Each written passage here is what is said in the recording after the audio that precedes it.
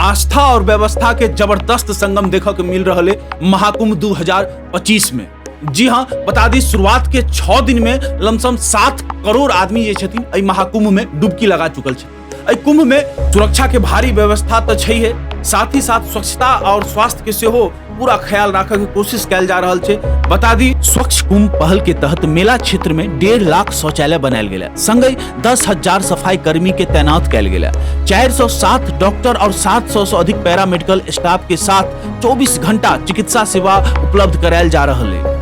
जी हाँ, जना कि अहाँके बुझल है, पहिल अमृत स्नान 14 जनवरी के मकर संक्रांति के अवसर पर संपन्न भेल और अगला अमृत स्नान जे छै 29 जनवरी के निर्धारित भेल है। और एहि अमृत स्नान में जे छै 5 करोड़ श्रद्धालु के आबऽ के अनुमान लगायल जा रहल छै।